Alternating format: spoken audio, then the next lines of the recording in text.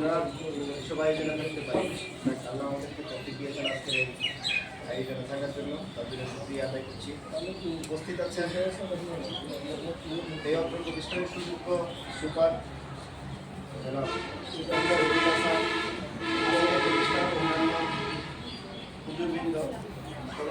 জানাচ্ছি আমাদের এই সন্তানদেরকে তারা তাদের পিতৃ ছায়ায় সুন্দর করে পাঠদানের জন্য তাদের কেয়ার টেকিংয়ের জন্য আর অভিভাবকের পক্ষ থেকে যখন কথা বলার একটা সুযোগ দিয়েছেন তখন আমি অভিভাবককে বলতে চাই, if you give me a good mother I will give you a good nation.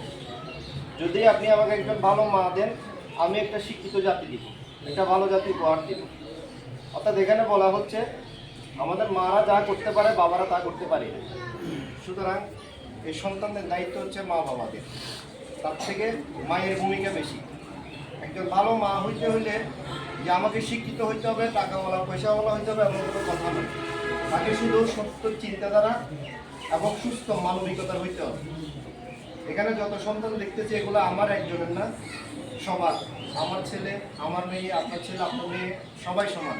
আমরা চাইব যে প্রতিষ্ঠানটাকে সুন্দর করে যেভাবে সহযোগিতা করে সামনে এগিয়ে নেওয়া যায় এবং আমরা একে আরেকজনকে সহযোগিতা করে শিক্ষকদের সুনাম অর্জনের জন্য, প্রতিষ্ঠানের সুনাম অর্জনের জন্য পরিবারের পক্ষ থেকে কাজ করে যাব।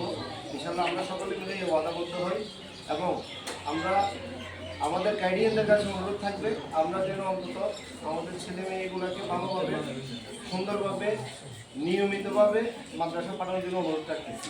তার সাথে শিক্ষকদের কাছে অনুরোধ করতেছি আপনারা আপনাদের যতটুকু সম্ভব এই ছাত্রছাত্রীদেরকে নিজের মতো করে গড়ে তুলবেন, কারণ আজকে এখান থেকে হয়তো বা বিশ্বের যে কোনো দরবারে গিয়ে তাদেরকে দাঁড়াইলেও যেন মনে থাকে প্রতিদিন ইসলামিয়া দাখিল মাদ্রাসায় ছিল আমার জীবনের শুভ। আমরা আজকে অনেক অনেক বড় হয়েছি কিন্তু আমরা আমাদের প্রাণের প্রতিষ্ঠানগুলোকে বলতে পারিনি।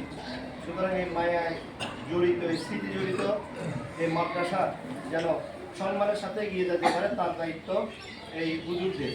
সুতরাং আমি তাদের কাছে অনুরোধ করবো নিঃসন্তানের মতো করে আমাদের বাচ্চা কাচ্চাদেরকে মানুষ করে যেন সকল দিকে পরিচালনা করার মতো তৌফিক দিয়ে তারা যেন এখান থেকে বিদায় দেয়। ধন্যবাদ উপস্থিত সকলকে এবং ধন্যবাদ সকলকে।